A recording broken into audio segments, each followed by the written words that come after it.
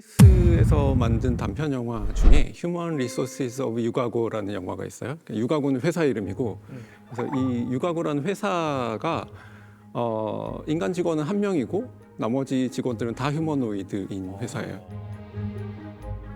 로봇 중에 아마도 인사팀 역할을 맡고 있는 로봇이 와서 이 데이브한테 되게 잘해줘요. 감정적인 교류를 계속 하려고 해요. Go away.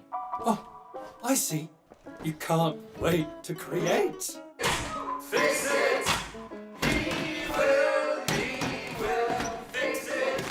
이 데이브는 너무 짜증나는 거예요. 네가 로봇인데 왜 나한테 감정적인 교류를 하자는 거냐. 계속 짜증을 내면서 뭐 그 교류를 거부하고 있다가 로봇이 어느 날 갑자기 버럭 화를 내요. Hey, what are you doing? Are you broken? I'm different. We really try to include you, Dave, to give you a purpose, so you don't feel like the human quota you are. 이 데이브가 깜짝 놀란 거죠. 그 전까지는 내가 인간이니까 감정은 내가 훨씬 낫다고 생각했는데 갑자기 경각심을 느끼면서 내가 내 역할을 안 하면 여기서 잘리는구나 라고 생각하면서 그 감정 교류에 마지못해 응하면서 나 이런 것도 할 수 있어 라고 하면서 그 로봇들이랑 억지로 잘 지내는 그런 모습들을 그리고 있어요. 궁금한 게 다 로봇으로 하지 왜 인간 한 명만 남겨놨던 거예요? 그러게 한 그러니까 명을 인간 할당제라는 개념이 할당제가 거죠. 뭔가? 그러니까 전부 다 로봇 직원으로 쓰면 뭔가 지금 허가가 안 저 나오는. 같은 사람이 반대를 하게 될 거니까 그게 아니라 인간들을 남겨놨다. 인간들이 있는 회사다. 인간 뭐 예를 들어 할당제. 정부에서 네. 뭐 휴머노이드 몇 대 쓸 거면 네. 인간 관리자도 비례해서 몇 명.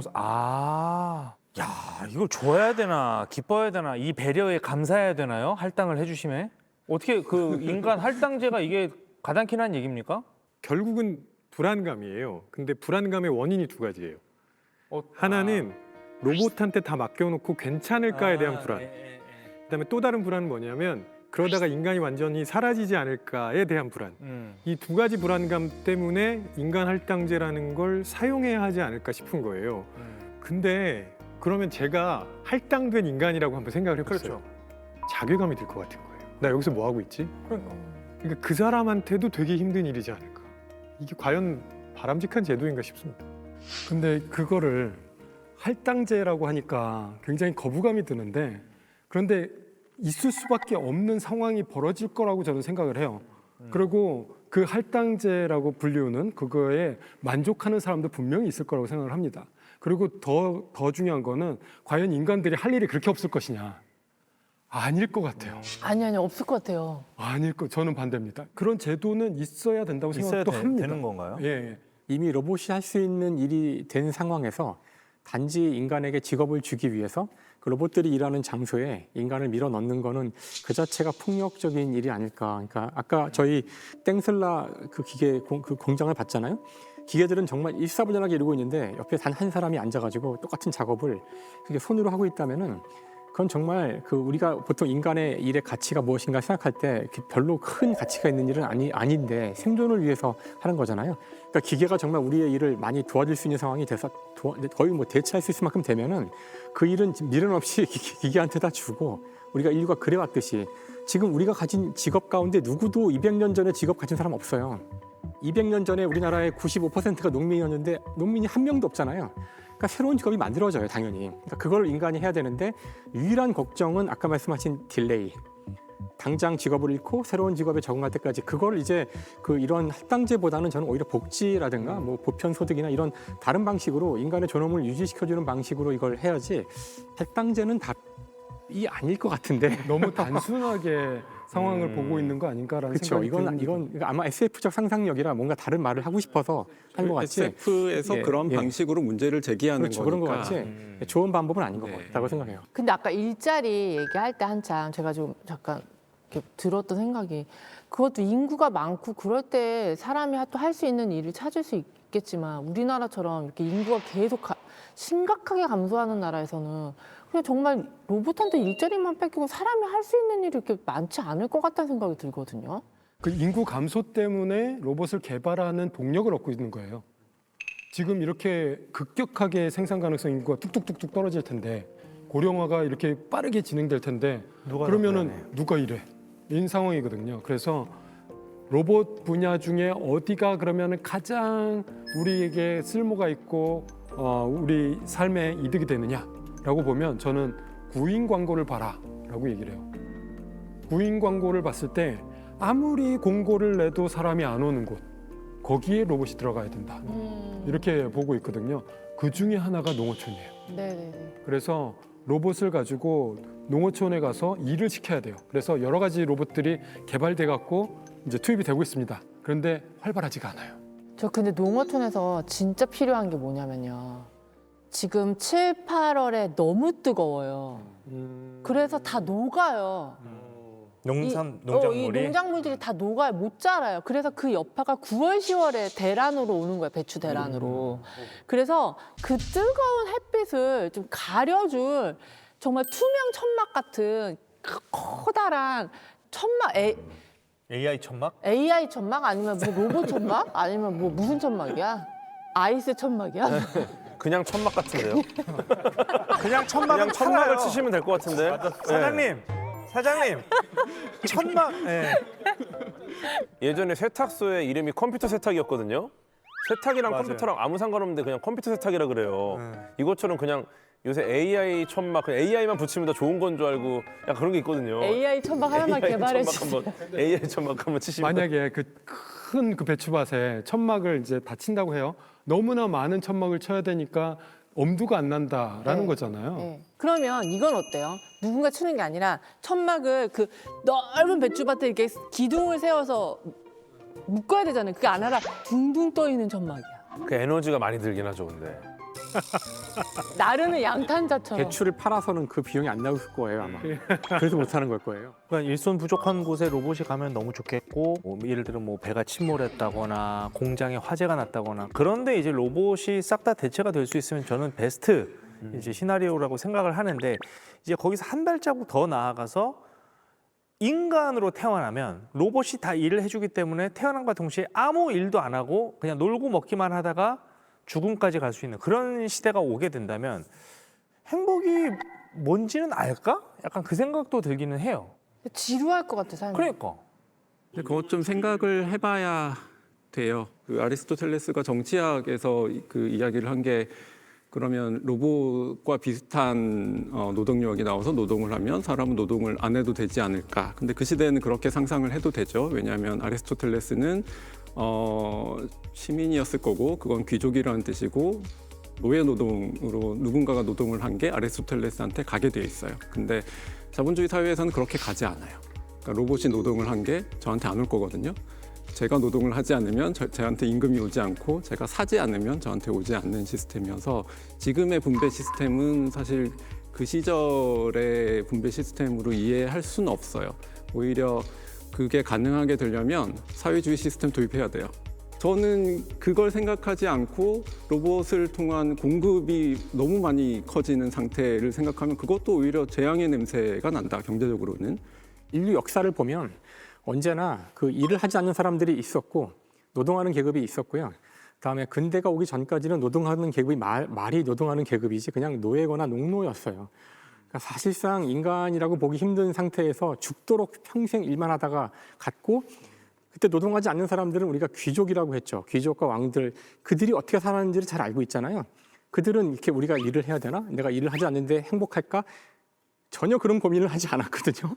그냥 행복하게 살 수 있었다는 뜻인데요. 만약 지금 이제 우리가 이제 로봇이 정말 지금 이 가정한 것처럼 인간의 노동을 다 대체하는 그런 미래가 온다면 로봇이 그러면 진짜 농노나 노예제 사회로 간 건데 이게 농노가 인간이 아니라 기계인 상황이잖아요. 사실 그때 그 귀족들이 잘 살았던 이유는 자기의 영지를 가지고 거기서 지금으로 치면 로봇이 만들어내는 재화를 다 모든 사람이 가질 수 있었죠. 그 귀족들은. 그러니까 그런 사회를 만들어야 한다는 건데 그거를 현재 상황에서 가장 가까운 현재 우리가 갈 수 있는 사회의 이름은 바로 사회주의예요.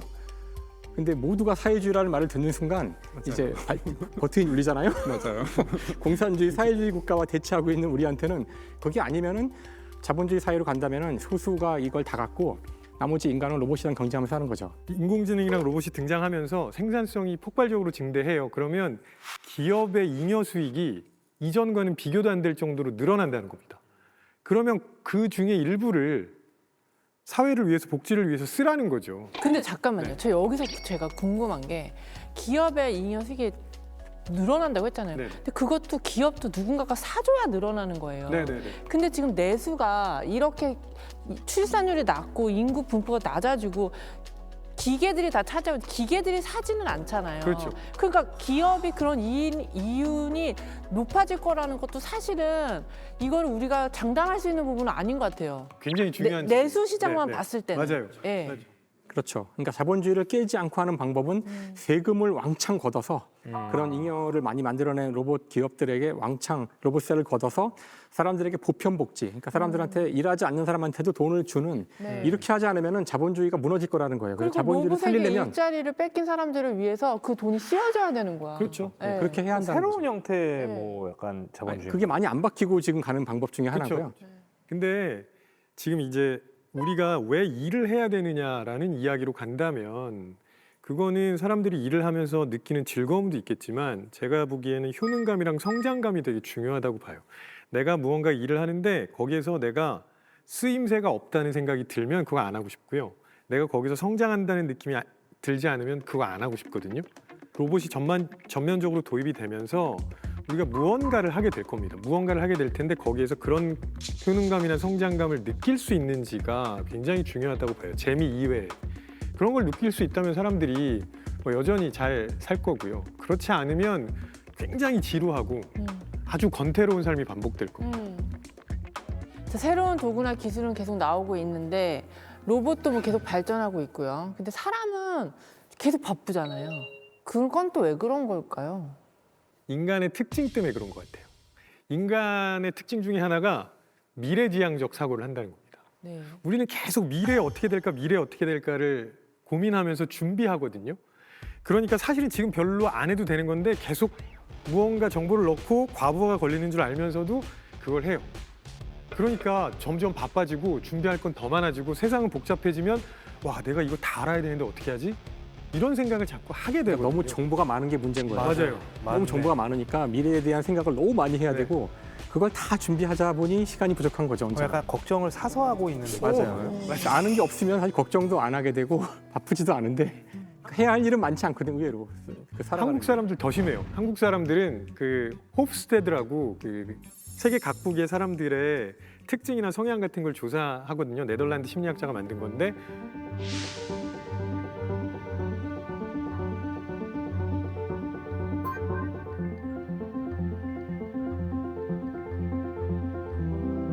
거기서 한국 사람들의 그 장기 계획이 100점 만점에 거의 100점입니다.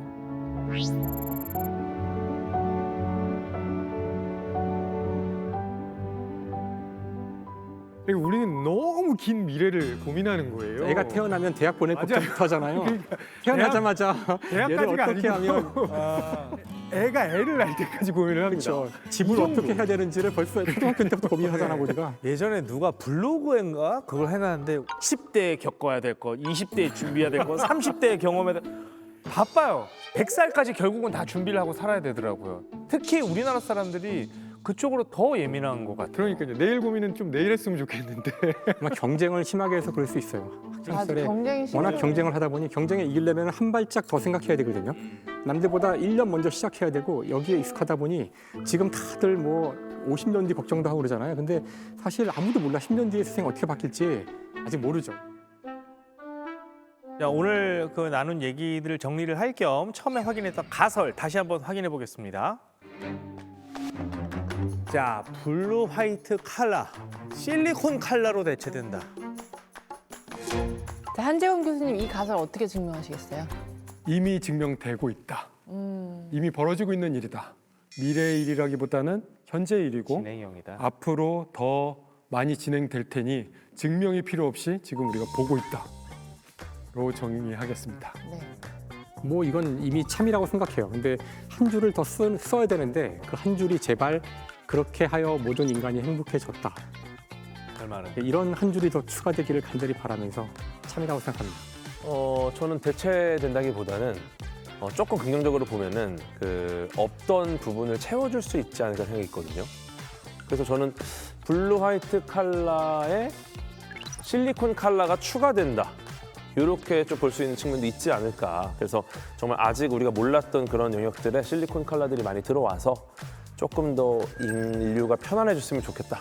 그러니까 저도 블루 칼라든 화이트 칼라든 일하던 사람들이 자기 일자리를 뺏기지 않고 일하고 싶은 사람은 계속 일하면서 그 자리에서 실리콘 칼라가 뭔가 보완이 돼서 더 디테일한 서비스를 줄 수 있는 뭔가 추가되는 그런 느낌이었으면 좋겠다는 생각이 들어요. 그래야 거부감도 저는 사회적으로 더 줄 것 같아요.